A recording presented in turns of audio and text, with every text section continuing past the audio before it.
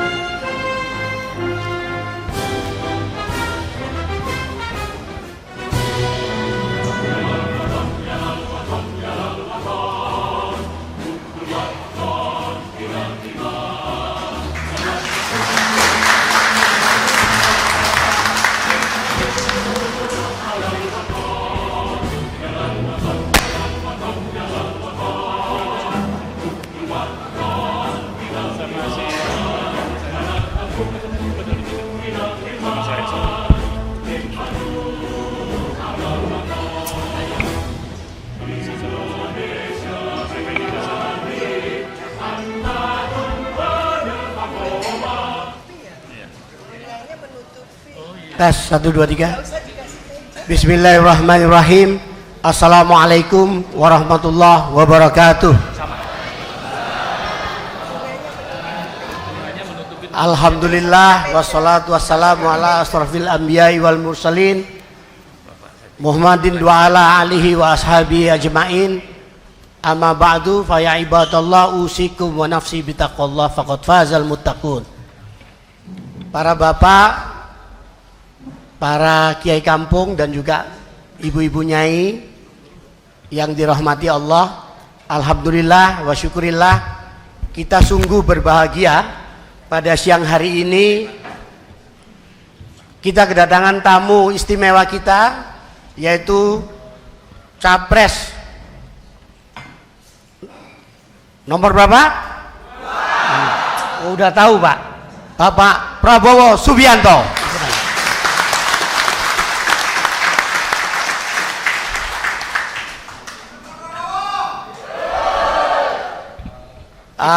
Bapak-bapak, ibu sekalian, atas nama Sohibul Hajat, Sohibul Bait, yaitu Abah Syekh Najib Salim At-Tamimi yang duduk di sebelah kiri Pak Prabowo, coba mengucapkan selamat datang pada Pak Prabowo yang alhamdulillah kita berterima kasih sekali karena kita mengundang semua capres yang ada dari 3 capres itu, tapi yang langsung memberikan respon siap untuk hadir adalah Pak Prabowo.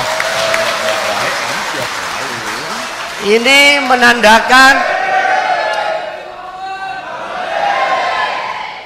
menandakan betapa komitmen beliau untuk menghadiri dan juga komit untuk membantu umat Islam, khususnya kiai-kiai di pedesaan kita. Dan tepuk tangan. Ya. Dan Bapak Ibu sekalian, hadirin wal hadirat, beliau memang tidak punya waktu yang cukup lama karena banyak disusul acara yang lain, tapi ini nanti akan disempatkan betul oleh beliau untuk kemudian memberikan sedikit ular-ular, sedikit wejangan, sedikit tausiah, bukan visi misi. Ini pertemuan kiai kampung Pak Prabowo, maunya informal, gak usah resmi-resmian. Beliau akan menyampaikan ular-ular, tausiahnya singkat, lalu nanti akan disusul dengan tanya jawab, tapi diawali dengan ada pemaparan dari video singkat tentang realitas kiai kampung di pedesaan. Kenapa kiai kampung Pak Prabowo, mohon izin? Karena bagi kami mereka ini adalah sebenarnya the real leader yang langsung berhubungan dengan grassroots, dengan masyarakat di akar rumput kita, yang tahu persis persoalan-persoalan yang dihadapi oleh umat manusia khususnya yang tinggal di pedesaan. Dan Bapak Ibu sekalian, nanti kita dengar bagaimana komitmen beliau, dan juga kami berikan kesempatan, ini saatnya yang emas bagi Anda sekalian untuk ketemu langsung dan berbicara, curhat pada beliau, dan mungkin juga sekaligus foto bersama di akhir acara nanti. Gak usah khawatir ya.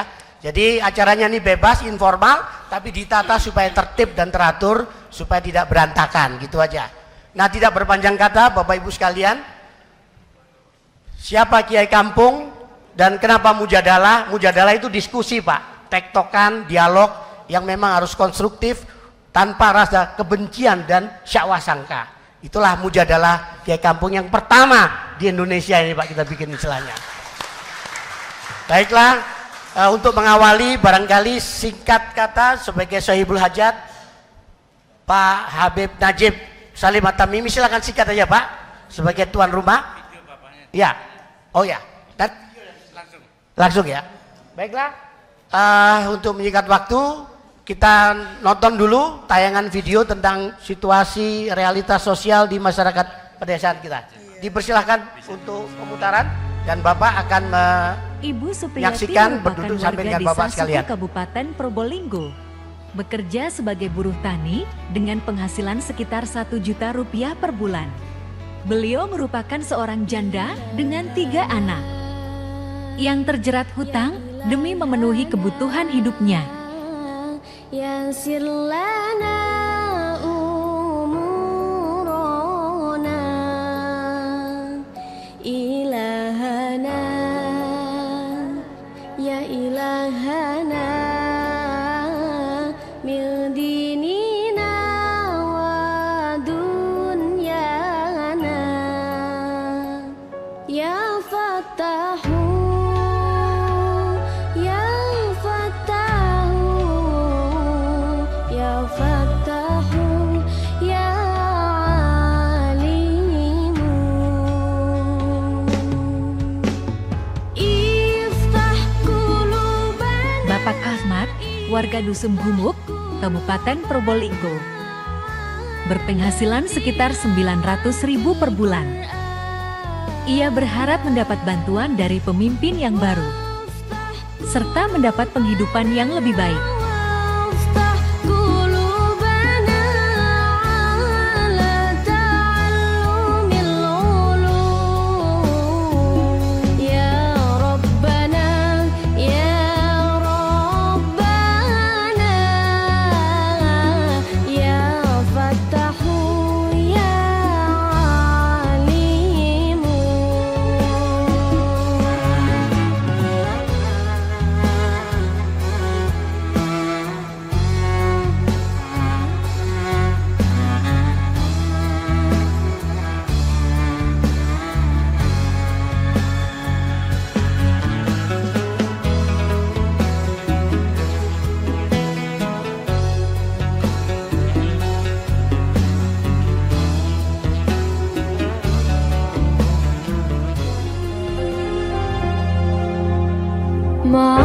Kondisi dapur umum Pondok Pesantren Putri Muhammad Shodik yang terletak di Desa Brani, Kabupaten Probolinggo.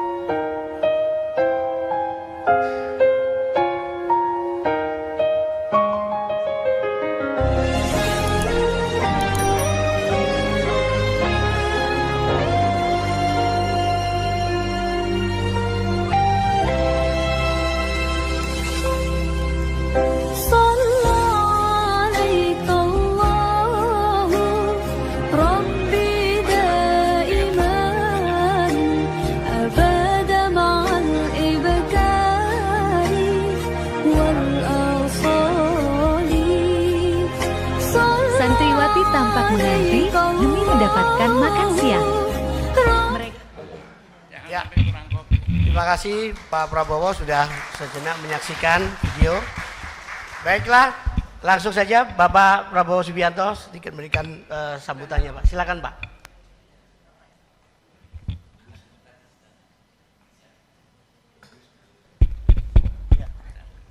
Bismillahirrahmanirrahim. Assalamualaikum warahmatullahi wabarakatuh. Waalaikumsalam warahmatullahi wabarakatuh.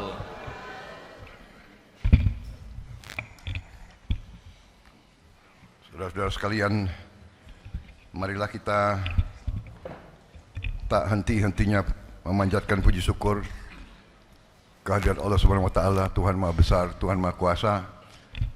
Hanya kepadanya lah kita berdoa dan hanya kepadanya lah kita minta pertolongan. Salawat dan salam kita haturkan kehadirat junjungan kita baginda Nabi besar Muhammad Rasulullah Sallallahu Alaihi Wasallam yang telah memberi kepada kita agama dan peradaban. Saudara-saudara sekalian, bapak-bapak, ibu-ibu sekalian, terima kasih atas undangan diberikan kepada saya.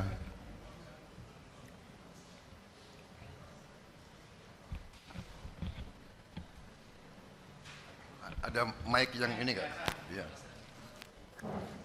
Kalau saya nggak berdiri, ini bisa ya? Oh, bisa, Pak. Yang di belakang nggak lihat saya gitu ya?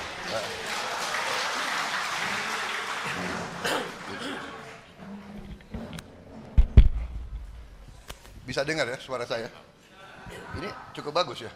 Cukup bagus di belakang. Cukup ya? Ya. Hah? Coba aja Pak, ya. Pakai ini? Ya boleh Pak, ya. Baik, terima kasih tuan rumah Habib Najib Salim Atamimi, Ketua Panitia Kiai silakan Bapak duduk. Yang capres saya. Yang capres saya. Ketua Panitia Kiai Haji Wahyu Muryadi, Ketua Umum Partai Berkarya Mayor Jenderal TNI Purnawirawan Mukdi Purwo Pranjono, Dr. Satya Yuda dari Dewan Energi Nasional, Profesor Effendi Ghazali, pakar ilmu komunikasi, Wakil Ketua MUI Kiai Haji Marsudi Suhud, peneliti utama politik BRIN, Profesor Dr.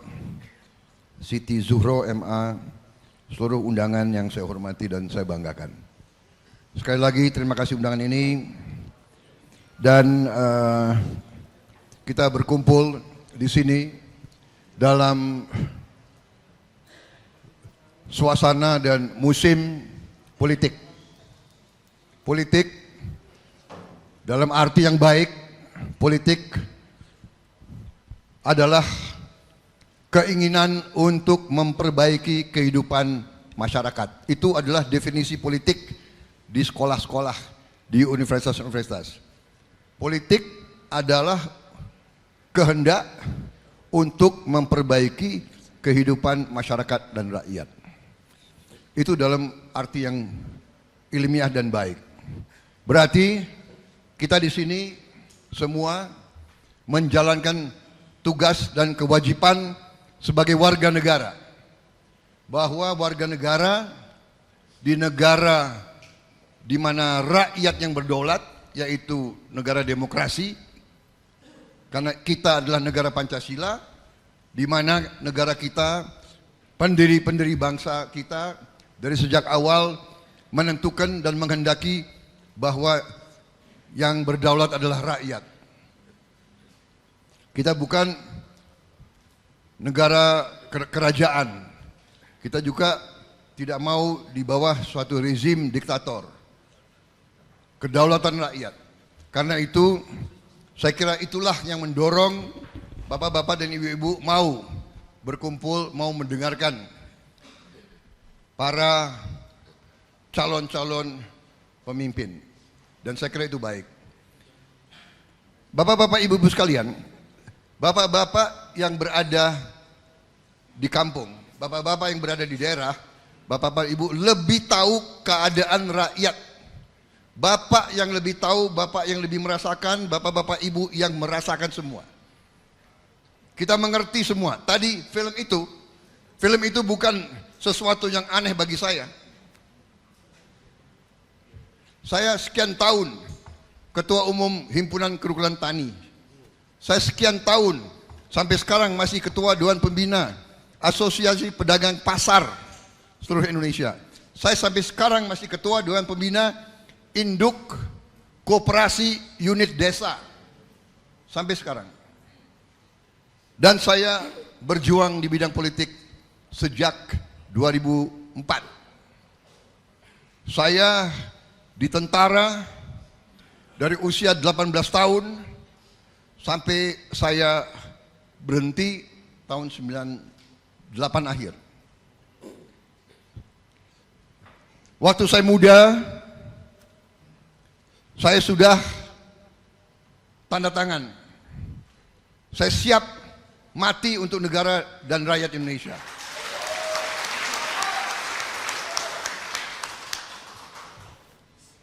Dan saya memilih berbakti dan mengabdi di pasukan tempur, di pasukan khusus. Waktu itu kita masih banyak pemberontakan, banyak operasi di timur-timur, di Papua, di Aceh, dan seterusnya.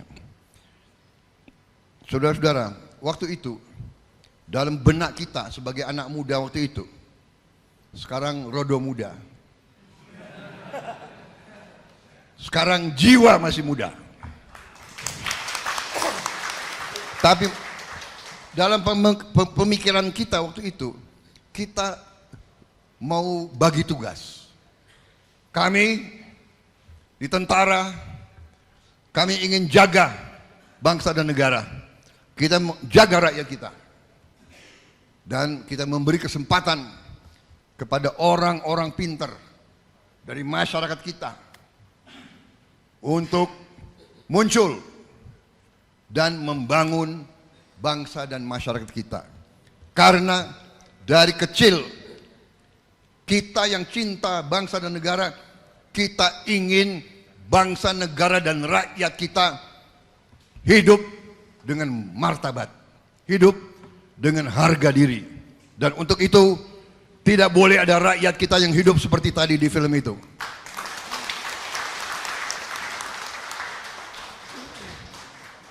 Kita faham dan kita mengerti tujuan kemerdekaan adalah rakyat tidak hidup dalam kemiskinan seperti itu. Dari awal itu pengertian kita, itu keyakinan kita. Karena itu kita siap. Saya sebagai anak muda waktu itu, saya siap mati untuk republik ini. Agar rakyat kita bisa hidup makmur dan tidak seperti itu. Saudara-saudara. Kita mengalami ratusan tahun kita dijajah oleh orang asing. Ratusan tahun. Dan kita tahu dari sejarah, kita faham, kita mengerti bahwa kekayaan kita terus diambil. Kekayaan kita terus, bukan kita yang ke Eropa, orang Eropa yang ke sini. Mereka datang waktu itu, mereka cari kekayaan kita, rempah-rempah kita, karet kita, minyak kita, semua. Dan mereka memperlakukan kita sebagai makhluk yang rendah. Kita disuruh kerja paksa. Kita tidak punya harga diri. Bahkan di tempat-tempat umum mereka pasang papan-papan prasasti Honden and Inlander Verboden. Saya masih lihat Letnan 1 Prabowo Subianto tahun 78, Komandan Kompi 112 Grup 1, para komando Kopassus. Saya masih lihat di kolam renang Manggarai prasasti Verboden for Honden and Inlander, dilarang untuk anjing dan pribumi. Yang di bawah ini salah. Bahasa asli Belanda itu Verboden for Honden. Honden dulu. Honden itu anjing. Baru pribumi. Jadi kita dianggap lebih rendah dari anjing.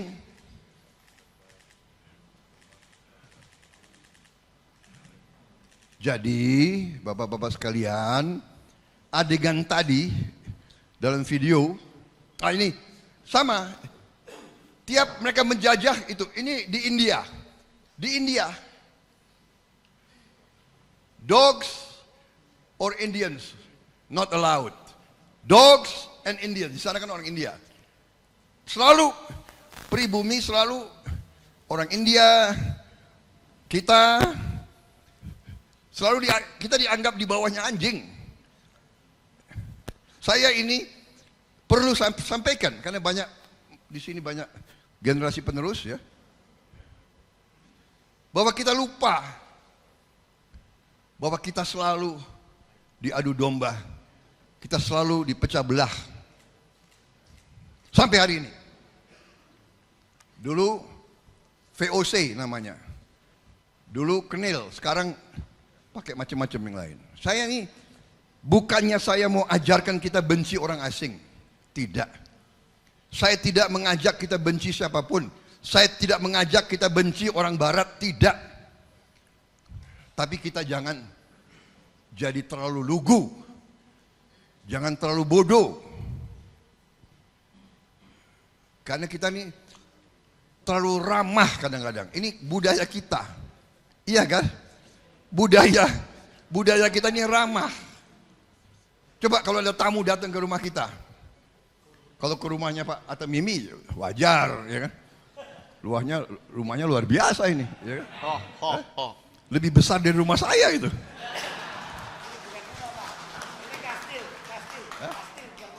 Ya ini bukan rumah ini, kastil, benteng. Saya nggak tahu di Malang ada benteng kayak begini nih. Ini berapa lantai Pak itunya? Hah? Liftnya 3 lantai. Ada bunker di bawah.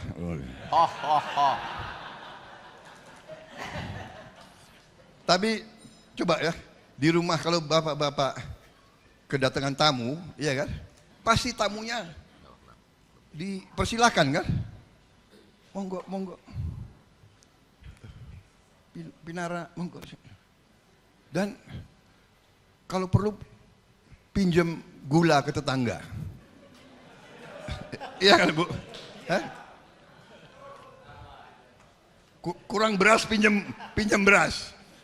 Kalau sekarang supermi, ya kan? Tamu dihormati. Sifat ini agak beda. Bangsa-bangsa lain itu agak lain. Terus terang aja lain. Bukan kita lebih baik, nggak tahu. Saya pernah waktu kecil saya tinggal di Eropa, di Inggris. Kawan saya, teman sekolah ajak saya, Prabowo, yuk belajar di rumah saya. Jam 6 sore, ya saya ikut diajak belajar. Begitu sampai di rumahnya, saya lihat keluarganya lagi di meja makan, lagi makan. Karena waktu makan, dia bawa saya ke tempat kamarnya. Prabowo, kamu di sini aja ya. Kau tunggu, saya makan dulu sama keluarga saya. Ini buku, coba kau belajar buku dikasih saya. Saya, oh ya. Nampaknya budaya mereka begitu. Loh ini kan keluarga saya. Ini makan malam untuk keluarga saya. Kamu bukan keluarga saya. Saya ajak kamu belajar, bukan ajak makan. Jadi dia nggak salah. Ini saya mau ceritakan, budaya kadang-kadang berbeda begitu. Jadi sifat kita ini kadang-kadang terlalu baik. Apalagi ketemu orang asing, iya kan? Kalau ketemu Londo, kayaknya hebat. Padahal di sana nggak jelas kita, iya kan? Nah, sekali lagi, saya tidak mau memanas-manasin, tidak. Tapi ini benar, karena ini jawaban terhadap adegan tadi. Jadi, setelah saya pelajari dan saya sudah tulis buku. Berbagai buku saya sudah tulis dan saya sudah bicara. Dari sejak awal saya putuskan saya harus masuk politik. Kenapa? Saya lihat sesudah tahun 98 arah bangsa kita salah. Kita terlalu percaya dan terlalu manut dan terlalu mengikuti dari barat.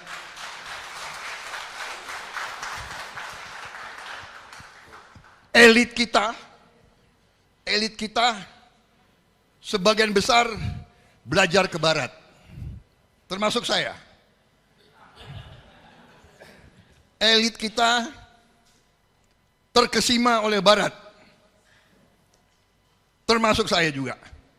Saya dulu terkesima sama barat. Waktu muda, begitu hebat.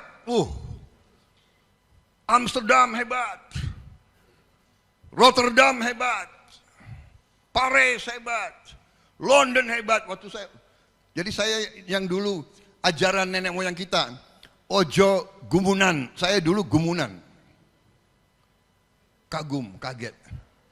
Lama-lama saya belajar sejarah. Itu dibangun dengan kekayaan kita, saudara-saudara sekalian.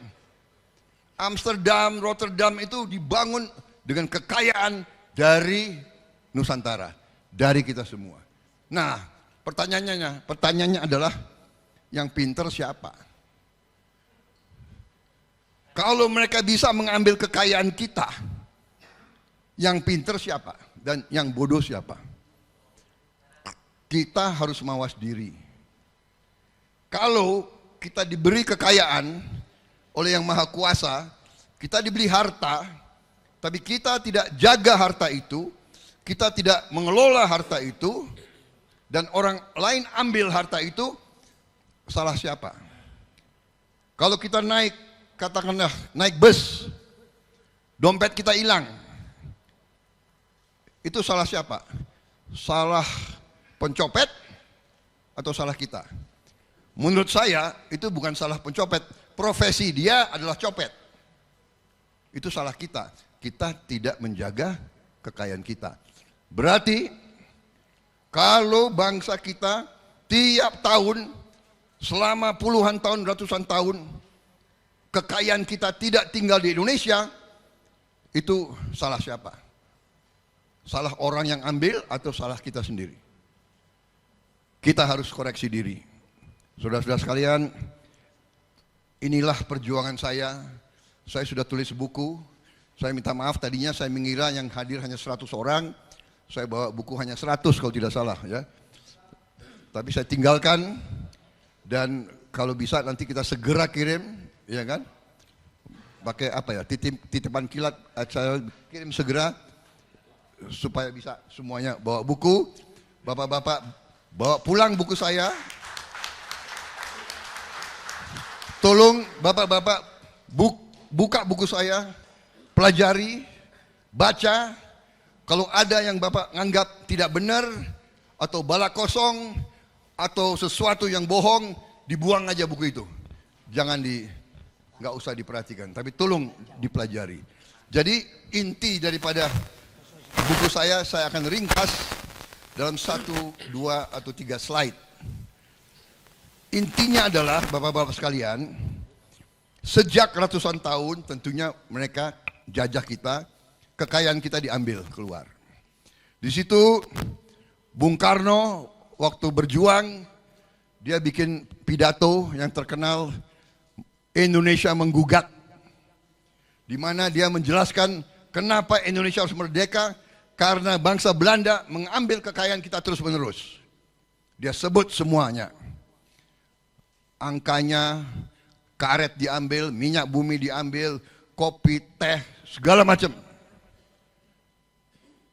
Setelah kita merdeka, setelah tahun 50, 60, dan 70, sampai 98, saya melihat data-data ekonomi hampir tidak berubah. Hampir tidak berubah. Sampai beberapa tahun saya menyampaikan sesuatu dalam pidato saya tahun 2004, waktu saya masih di Golkar dulu, saya mengatakan bahwa sistem Indonesia salah. Sistem ekonomi Indonesia yang dianut oleh elit kita waktu itu, yaitu sistem kapitalisme neoliberal. Saya katakan sistem neoliberal keliru dan tidak akan mensejahterakan rakyat. Itu saya sampaikan tahun 2004. Dan saya bikin buku dan tulisan dan sebagainya, dan sebagainya. Saya dicemohkan. Saya dicemohkan karena dulu sebagian tokoh kita, sebagian elit kita masih gandrung, masih mengelu-elukan sistem kapitalisme neoliberal. Apa inti dari sistem kapitalisme neoliberal? Sistem kapitalisme neoliberal mengatakan boleh yang kaya segelintir orang. 1% boleh kaya. Nanti kekayaan itu akan menetes ke bawah. Itu teorinya itu. Biar yang kaya sedikit, kekayaan nanti akan menetes ke bawah. Ternyata ini keliru. Netesnya mungkin butuh waktu 200 tahun, kita sudah mati semua. Dan ini ternyata di barat terbukti. Di barat sekarang sudah meninggalkan neoliberal. Di Indonesia masih ada yang bertahan. Sekarang tokoh-tokoh barat, Hillary Clinton, coba. Dia sendiri mengatakan, ya kan? Ekonomi menetes ke bawah, harus dikubur dalam-dalam. Itu tokoh barat semua. Lanjut.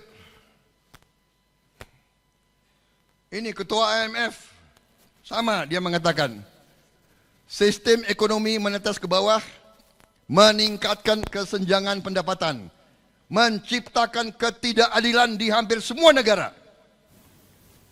Ketika yang kaya semakin kaya, kekayaan tidak menetes ke bawah. Ini tokoh-tokoh barat sudah ngomong begitu. Saya bertanya dengan segala hormat, adakah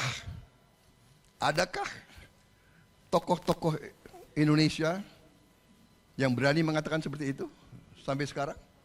Padahal bapak-bapak, kiai-kiai yang dekat sama rakyat, bapak-bapak merasakan. Video tadi, kapan kekayaan akan menetes ke bawah? Kalau tidak pemerintah yang turun tangan, pemerintah yang berpihak kepada rakyat, pemerintah yang berani meninggalkan sistem ekonomi yang keliru. Saudara-saudara sekalian, jadi inti daripada apa yang saya sampaikan yang ada di buku, pertama, kalau kita ingin mengerti kenapa ada penyakit, kenapa rakyat kita masih miskin banyak, kita harus mengerti penyakitnya itu apa. Ya.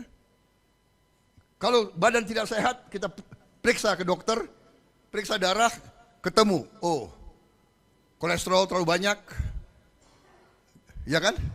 Gula terlalu tinggi, atau apa? Nah, kita pelajari situasi ekonomi Indonesia, ternyata benar, kekayaan kita tidak tinggal di Indonesia.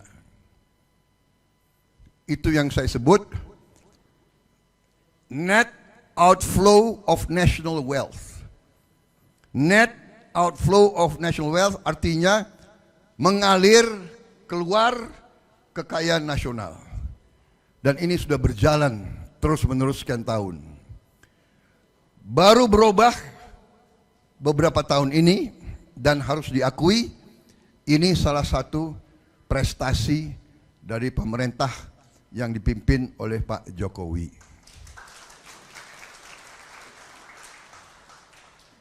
Salah satu kelemahan bangsa Indonesia adalah tidak menghargai bangsa sendiri. Terlalu kagum sama yang dari luar. Saya tidak mengerti ini. Sifat apa ini ada di kita? Kalau ada putra bangsa berbuat baik, kadang-kadang tidak dihargai. Kalau ada pemimpin kita yang berbuat baik, tidak dihargai. Bahkan diejek-ejek, dicari-cari kelemahan. Saya ini, maaf ya, saya ini harusnya, Anda kan tahu saya ini dikalahkan oleh Pak Jokowi. Ketawa lagi. Orang kalah diketawain. Aduh ini. Kalahnya 2 kali lagi. Jadi saudara-saudara, nah ini nih, saudara-saudara, nah ini beliau menang. Tapi entah insting, entah apa, begitu beliau menang, kalau di negara lain atau bisa saja beliau habiskan saya sekalian. Tidak, beliau ajak saya bergabung. Beliau ajak saya, ayo mari sama-sama kita berbakti kepada bangsa dan rakyat Indonesia. Dan ternyata benar, dengan kita bergabung terjadi suatu ketenangan, kesejukan, ekonomi kita tambah maju. Nampaknya ekonomi hanya bisa baik kalau ada kesejukan, ketenangan. Kita nggak mungkin kita bisa berbuat dagang, kita bertani, kita apa dalam keadaan kacau. Jadi ini keberhasilan kita. Dapat pandemi COVID luar biasa, Indonesia salah satu negara yang paling cepat mengatasinya. Tidak diperkirakan, mereka ramalkan Indonesia hancur. Bapak-bapak sekalian, ibu-ibu sekalian yang saya hormati. Jadi untuk mengatasi ini semua, Pak Jokowi melakukan begitu banyak program untuk membantu orang miskin. Saya minta dipasang slide, ya. terutama yang apa ya, yang kartu-kartu semua yang sudah di ya.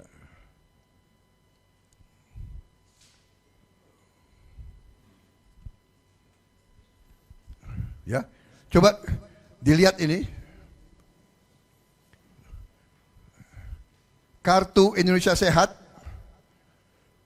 96,8 juta orang BPJS gratis. 236 juta layanan kesehatan gratis tahun 2022. Kartu Indonesia Pinter anggaran 12 triliun, 17,9 juta siswa. 2,2 juta siswa sekolah agama. 908.000 mahasiswa, 67.800 mahasiswa agama. Kartu sembako 18,7 juta keluarga menerima manfaat. Program Keluarga Harapan 10 juta keluarga penerimaan manfaat. BLT dana desa 70 triliun untuk desa-desa. Ini bukti keberpihakan pemerintah. Ini kebijakannya Pak Jokowi. Dan sekarang banyak orang yang nyerang-nyerang, yang jelek-jelekin Pak Jokowi. Saya kira ya, mbok ya kita hormatilah orang yang sudah berbuat baik, yang buat benar. Bahwa kita masih harus berbuat lebih, benar. Bahwa kita belum puas, benar. Bahwa banyak yang belum sempurna, benar. Tapi mari lihat, saya kira para kiai, para ustadz-ustadz saya mengajarkan, katakanlah yang benar-benar dan yang salah-salah. Ya kan? Hanya untuk kekuasaan orang bersedia untuk menjelek-jelekan. Saya tidak pernah mau menjelek. Saya dijelekkan, saya difitnah, saya dihujat. Bapak-bapak saksi semua. Saya tidak pernah menjawab. Saya tidak pernah membalas.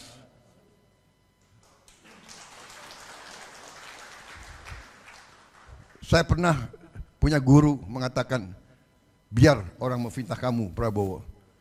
Fitnah itu datang ke kamu. Kalau itu tidak benar, itu akan kembali ke dia. Lebih parah lagi. Kita serahkan ke Yang Maha Kuasa. Saya benar.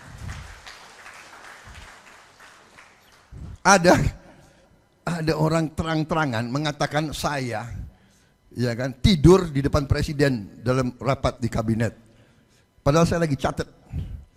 Ada yang mengatakan saya tempeleng dan cekek wakil menteri, ya kan. Orang gila itu yang ngomong. Tapi sudahlah, saya pasrah saja, benar nggak? Karena saya yakin rakyat Indonesia sudah tidak bodoh. Rakyat Indonesia tidak bodoh, rakyat Indonesia pinter-pinter. Mereka mengira rakyat Indonesia bisa dibohongi terus. Saya tidak, saya serahkan ke rakyat. Silahkan menilai yang benar dan yang baik yang mana. Saudara-saudara sekalian, nah sekarang intinya adalah saya akan persingkat. Jadi kita langsung lompat. Banyak ini saya sekarang dengan tim saya membuat suatu strategi yang kita sebut strategi transformasi bangsa. Kita tidak mau bicara lagi pembangunan. Pembangunan itu normal. Pembangunan itu biasa. Kita mau bicara transformasi. Kita mau bikin transformasi. Kita akan lompat. Kita katakan bahwa kita mau, pertama kita harus menghilangkan kemiskinan dalam waktu yang cepat. Bukan mengentaskan kemiskinan, ya kan? Bukan mengurangi kemiskinan kapan-kapan. Rakyat kita susah sekarang. Ya kan? Cara kita bagaimana? Kita punya 8 visi misi, nanti bisa dibaca. Kita punya yang disebut Asta Cita, ya kan? 17 program prioritas, 8 program hasil terbaik cepat. Bisa disingkatkan aja, hanya supaya ada slide. Ini semua ada 8, ya.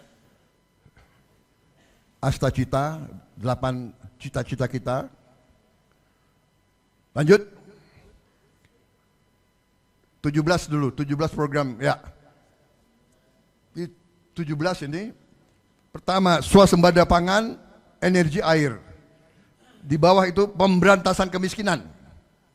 Kita hilangkan kemiskinan dan semuanya tersedia pupuk, benih, pestisida langsung ke petani. Tidak liwat siapa-siapa. Tidak liwat siapa-siapa. Catat, rekam ya. Prabowo Subianto kalau jadi presiden Republik Indonesia, pestisida, pupuk langsung ke petani, tidak lewat perantara.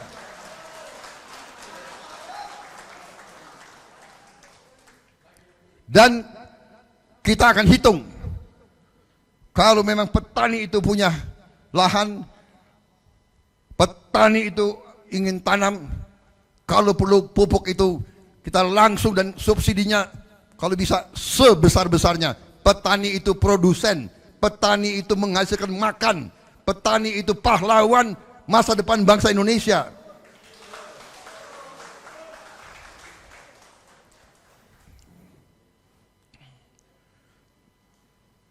Dan ini semua intinya adalah 8 program hasil cepat. Yang pertama, saya diberi mandat oleh rakyat, yang program akan saya laksanakan adalah makan siang untuk semua anak Indonesia. Makan siang dan susu untuk semua anak Indonesia. Semua anak Indonesia. Dan bantuan gizi untuk anak balita, walaupun dia belum sekolah, dia anak Indonesia, usia dini, dan anak yang masih dalam kandungan ibunya, karena dia di dalam kandungan ibunya 9 bulan,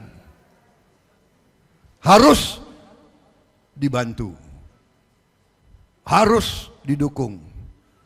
Saudara-saudara sekalian, kita tidak mau lagi ada anak Indonesia yang kurang gizi.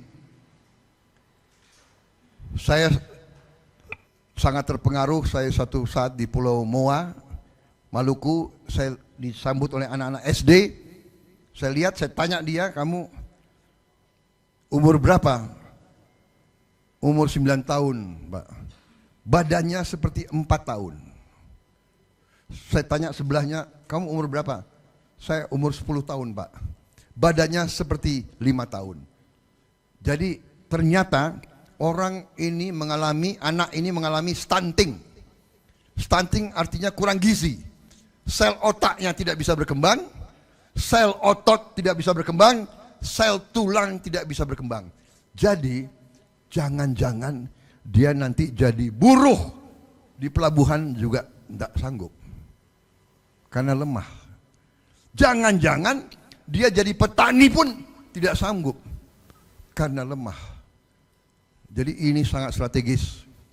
Dan mereka, saya sudah hitung, yang harus kita kasih makan adalah 82,9 juta anak. Nanti pertanyaannya ada, banyak ini orang Indonesia kan, orang Indonesia tuh banyak kalah sebelum bertanding. Iya kan? Belum apa-apa sudah mengatakan, apa bisa?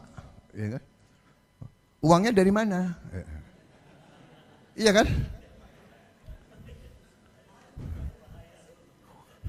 Uangnya yang dikorupsi itu, ya kan? Sama yang bocor-bocor itu, kita harus hentikan kebocoran itu. Tapi kita sudah hitung, Indonesia sangat kaya. Ini yang berita bagus yang ingin saya sampaikan. Ternyata Indonesia kekayaannya di luar dugaan kita. Dan itu kita laksanakan dengan apa? Dengan strategi yang Pak Jokowi canangkan dan saya akan teruskan, yaitu hilirisasi. Apa arti hilirisasi? Sumber kekayaan kita, semua kekayaan kita tidak akan kita izinkan dijual murah ke luar negeri. Kita tidak akan izinkan dijual gelondongan sebagai batu. Kita wajibkan diolah di Indonesia. Itu namanya hilirisasi. Dan kita sudah membuat contoh pertama, yaitu nikel. Pak Jokowi sudah melarang ekspor nikel. Ekspor nikel.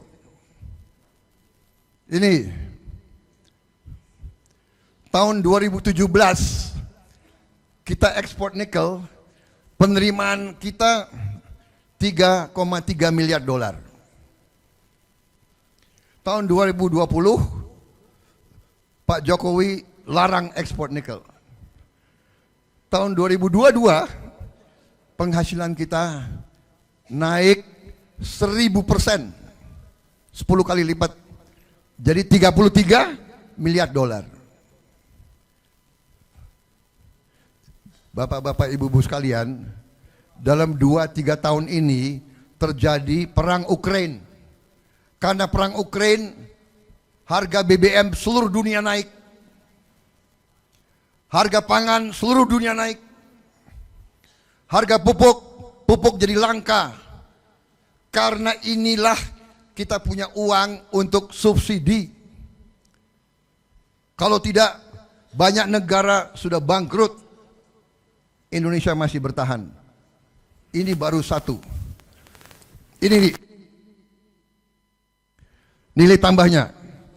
Kalau kita izinkan ekspor dijual murah gelondongan, yaitu begitu kita olah jadi nikel sulfate naik 11 kali. Begitu jadi precursor naik 19 kali. Begitu jadi katoda naik 38 kali. Nanti seluruh industri mobil di dunia akan mengarah ke mobil baterai. Dan kita punya nikel. Nanti kita akan jadi pusat industri baterai dunia. Salah satu. Dan nilainya naik 67 kali. Dan banyak negara di barat berang sama kita. Kita diadu ke WTO ini. Ya. Tapi Pak Jokowi pernah manggil saya, Menan, kalau kita tidak hilirisasi, tidak mungkin rakyat kita makmur. Tidak mungkin. Kita akan jadi negara ya seperti sekarang itu. Rakyat kita harus puas dengan gaji yang kecil. UMR terus.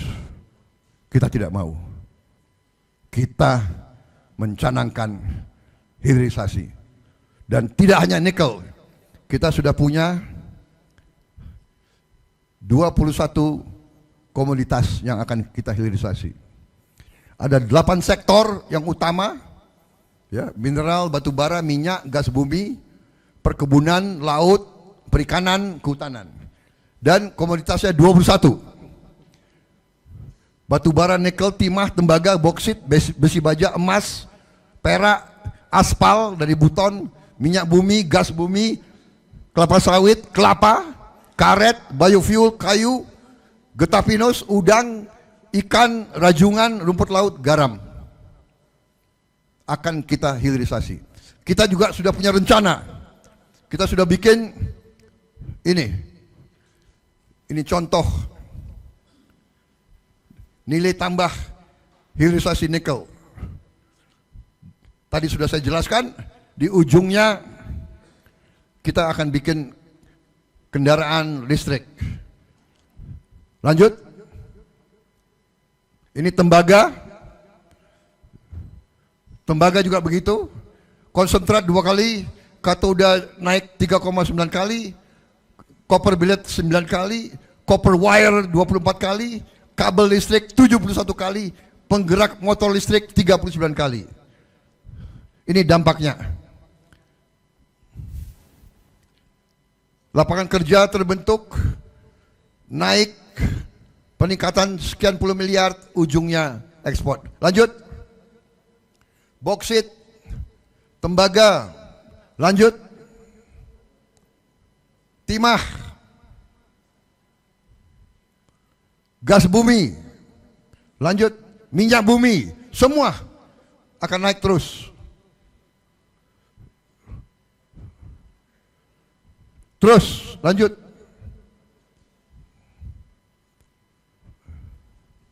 Jadi, Bapak-bapak kita sudah siapkan 21 komoditas. Pohon industri bisa dipasang. 21-nya itu ada yang kita sebut peta atau pohon industri. Kita sudah rencanakan ini detail. Jadi saya mau cerita. Di Jepang, 1 kilang minyak menghasilkan 70% BBM untuk rakyat Jepang. 30%-nya adalah limbah. Limbah ini digunakan oleh 40.000 pabrik. 1 kilang menghasilkan 40.000 pabrik. Bisa bayangkan nggak kalau kita punya 1, 2, 3 kilang minyak, 4, 5, 6 smelter, puluhan ribu pabrik, berapa ratus ribu anak-anak kita bekerja, berapa ratus ribu insinyur, berapa ratus ribu yang bisa dapat gaji yang bagus.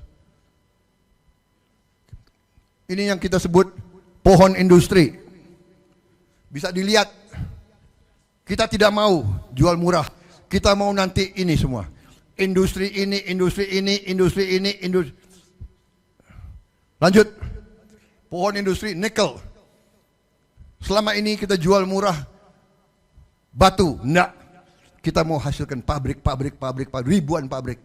Lanjut, boksit. Boksit bahan baku untuk alumina, alumina dirubah menjadi aluminium, aluminium bahan untuk pesawat, untuk mobil, untuk motor, untuk televisi, untuk semua barang-barang kehidupan. Bayangkan, selama puluhan tahun kita jual gelondongan. Dan kita beli pesawat terbang, kita beli mobil, no. Kita harus bikin mobil buatan Indonesia sendiri. Motor buatan Indonesia sendiri. Semua harus buatan Indonesia sendiri. Lanjut. Timah. Lanjut. Minyak bumi. Lanjut. Gas bumi. Terus. Lanjut. Saudara-saudara sekalian. Jadi kesimpulan kita mampu memberi makan semua anak Indonesia. Dan dengan kita memberi makan semua anak Indonesia, anak-anak kita akan kuat, ototnya, tulangnya, sel otaknya, dia akan jadi insinyur, profesor, dokter, dia akan menjadi pakar-pakar, ahli matematika, ahli fisika. Ingat, matematika dulu, aljabar dulu datangnya dari peradaban Islam. Fisika, kimia, kedokteran, semua.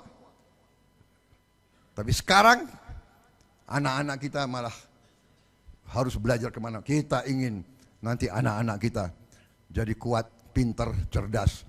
Itu rencana kita. Kita mampu dan kita sangat positif, sangat yakin kita bisa hilangkan kemiskinan dalam waktu yang sesingkat-singkatnya. Semuanya tertera, semuanya tertulis, bisa dipelajari, bisa dihitung. Kalau tidak masuk akal, buku saya dibuang saja, tidak usah milih saya jadi presiden. Tapi kalau Anda yakin dan Anda ingin Indonesia menjadi negara hebat, saya katakan kita mampu, beri kesempatan kepada saya dan tim saya untuk memimpin. Wassalamualaikum warahmatullahi wabarakatuh.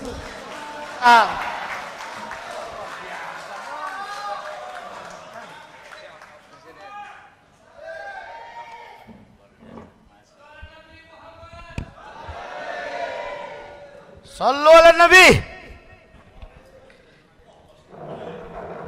Bapak-bapak, tepuk tangan sekali lagi untuk Bapak Prabowo Subianto. Terima kasih Pak atas uraian yang luar biasa. Tadi Pak Prabowo akan memberikan hadiah bingkisan pada Anda sekalian, ada 100 buku Pak ya.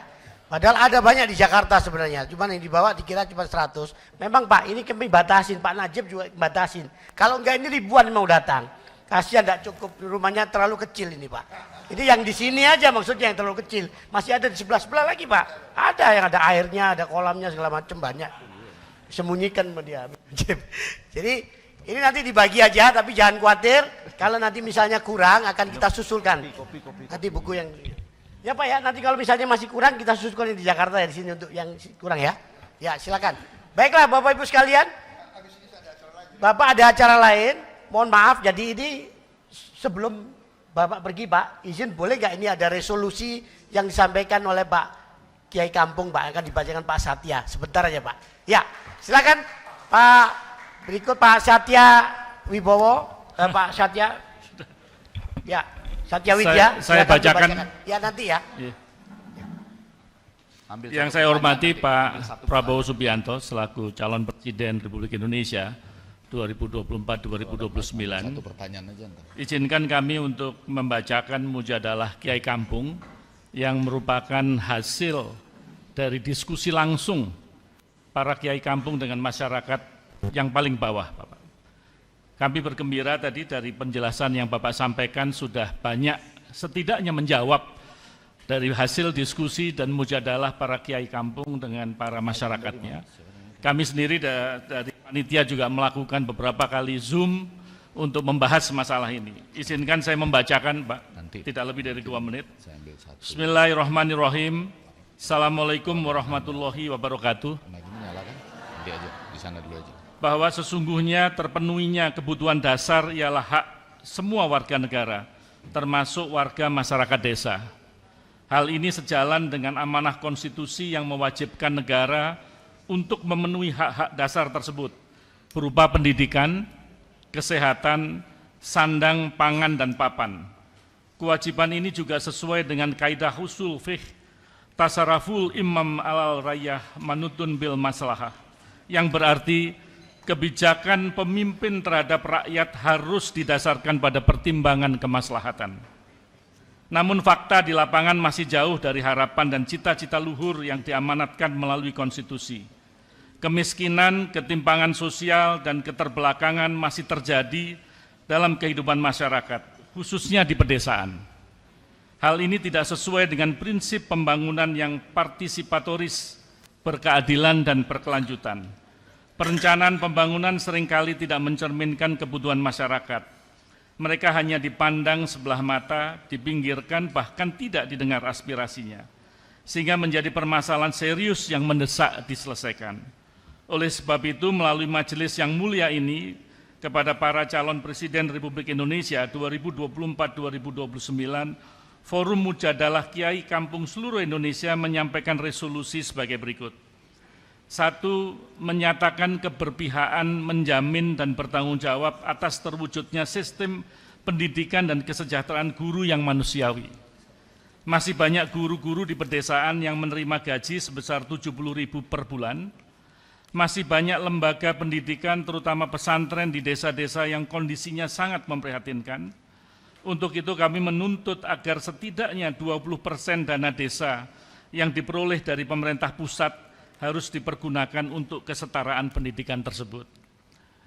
Nomor 2, menyatakan keberpihakan, menjamin, dan bertanggung jawab untuk penyelenggaraan pelayanan kesehatan yang setara dimanapun di Indonesia, terutama di pedesaan.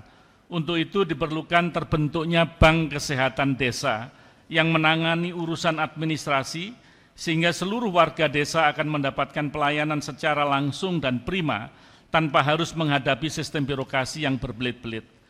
Nomor 3, menyatakan keberpihakan, menjamin, dan bertanggung jawab atas ketersediaan pupuk sesuai kebutuhan petani sepanjang tahun dengan angka-angka subsidi dan pola distribusi yang transparan.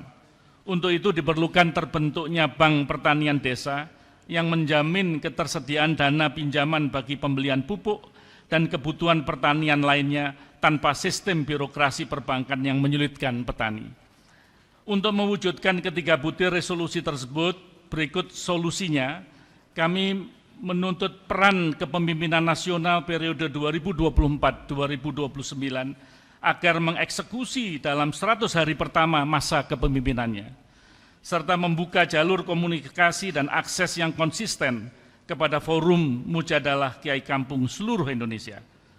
Hal ini dimaksud untuk meningkatkan sinergi dan evaluasi yang akuntabel, berkeadilan, berkelanjutan demi terwujudnya negara Republik Indonesia yang baldatun tayyibatun warabun ghafur, negara sejahtera yang penuh rahmat dan ampunan Tuhan. Wallahul muwaffiq illa al-aqwamit thoriq. Wassalamualaikum warahmatullahi wabarakatuh. Resolusi Kastil ditempatkan di Malang, ditandatanganin bersama dan seksama oleh Kiai Kampung seluruh Indonesia. Malang 4 Jumadil Awal 1445 Hijriah, 18 November 2023. Demikian Pak yang bisa kami sampaikan, mudah-mudahan bisa diterima dengan baik. Terima kasih. Oke, Bapak sekalian mohon maaf karena Bapak Prabowo ini mau segera meninggalkan tempat karena jalan lain. Jadi ini 2 pertanyaan. Bu, silakan Pak Effendi. Tes. Ya, satu yai dan satu nyai ya. Boleh ya?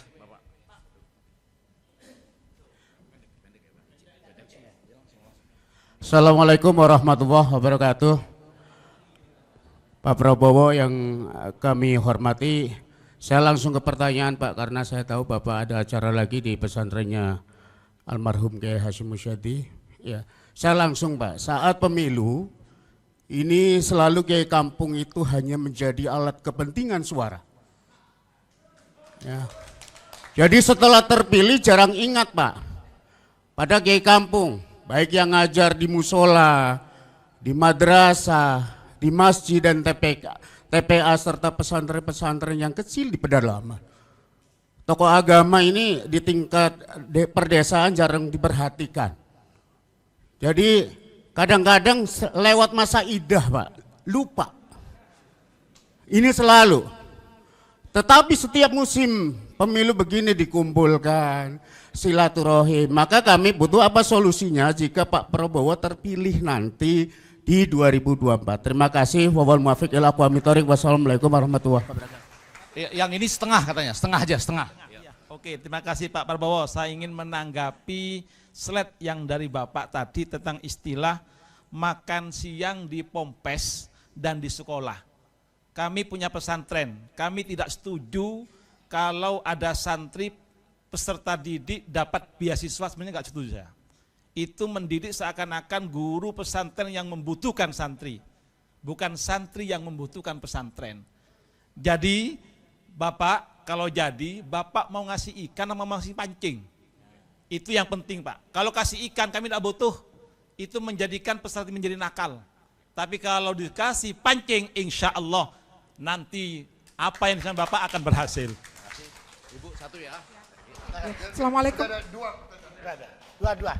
Ini pada tadi Pak, dari tadi ini. Satu. Assalamualaikum warahmatullahi wabarakatuh. Terima kasih. Saya nyatiti beberapa hal Pak, di saat nanti Bapak insya Allah akan terpilih menjadi presiden. Satu, dipermudah regulasi masalah perizinan ekspor. Kenapa? Kalau tadi Bapak paparkan masalah itu tentang nikel dan segala macam, di sini tidak ada Pak. Di sini adanya pohong.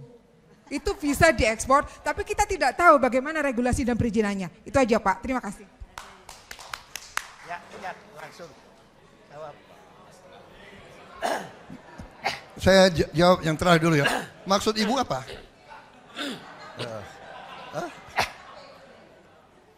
Iya. Kalau tadi Bapak paparkan sejauh mana tuh tentang nikel, biji besi dan segala macam Mbak Ye. Kalau di Malang, non sewu, hal itu tidak ada. Yang ada di sini adanya ketela pohon dan lain sebagainya. Itu pun juga bisa menjadi yang diekspor. Tapi kita tidak tahu bagaimana caranya. Jadi regulasinya dipermudah dan pendidikan untuk itu bisa dipermudah. Ya, jadi Bu, Malang kan bagian dari Indonesia. Iya kan? Malang membutuhkan sekolah, membutuhkan rumah sakit, membutuhkan aspal. Memang di Malang nggak ada aspal, aspalnya dari Buton. Jadi kita ini satu kesatuan. Kita satu bangsa dan satu negara. Jadi ini semua adalah untuk membiayai guru-guru yang Bapak tadi mengeluh dan merasakan penghasilan kita kurang. Kan begitu. Bagaimana kita meningkatkan? Bapak tanya solusi. Solusinya adalah untuk meningkatkan penerimaan uang. Baru kita bisa perbaiki kondisi hidup guru, dokter, perawat, semuanya kita perbaiki. Kalau nggak ada penerimaan bagaimana? Kalau kekayaan kita mengalir terus ke luar negeri bagaimana? Ya Bu ya. Jadi saya mengerti. Ketela, singkong sangat strategis. Mungkin singkong kita butuh untuk Indonesia juga. Ya kan? Karena kita sekarang import gandum. Padahal gandum tidak bisa kita tanam di Indonesia. Ya, jadi saya kira itu jawabannya ya. Jadi kita tidak bicara Malang saja. Nggak bisa. Ya, jadi kira-kira bisa Bapak bisa mengerti nggak? Bagaimana ada seorang calon pemimpin atau pemerintah yang hanya janji-janji saja? Ya kan, saya akan perbaiki semua gaji guru-guru di semua. Bagaimana? Uangnya dari mana? Makanya saya jelaskan, uangnya dari sini. Kekayaan harus kita kelola. Harta kita harus kita kelola dengan baik. Kita akan jadi negara sangat makmur. Nah, tadi Bapak katakan saya tidak paham. Jadi kalau Bapak tidak mau terima nggak apa-apa. Loh, kita mau bantu kok. Ya, loh, pemerintah lihat sekarang anak-anak kita kurang gizi. Jadi yang kurang gizi kita bantu. Yang sudah cukup gizi yang tidak mau terima bantuan ya tidak ada masalah. Ya bagaimana? Bagaimana? Kalau Bapak tidak mau terima bantuan, nggak apa-apa. Kita akan salurkan ke yang perlu bantuan. Kan Bapak tadi mengatakan tidak mau terima beasiswa kan? Ya bagaimana? Artinya dari pihak pemerintah lebih banyak konsentrasi kasih pancingnya, jangan hanya konsentrasi pada ikannya. Oh, pasti kita lebih senang kasih pancing. Bapak tahu pemerintah Jokowi sudah bikin apa? Bapak pernah dengar dana abadi pesantren? Bapak sudah dengar? Pernah ada sebelum ini? Kan baru sekarang kita bikin dana abadi pesantren, ya. Kita mau kasih pancing. Ya. Kita mau kasih pancing. Pemerintah Pak Jokowi sudah mencabut 2.600 izin tambang siup, dicabut dari swasta dan sudah diberikan, yang pertama diberikan kepada PBNU. Yang pertama itu pancing-pancing yang akan dibagi. Iya kan? Ya. Tapi karena pancing ini perlu proses, perlu waktu dan perlu pengalaman, kita sekarang tidak mau berhenti, tidak mau nunggu untuk anak-anak yang kurang gizi, kita langsung kasih makan dan kasih susu. Ya.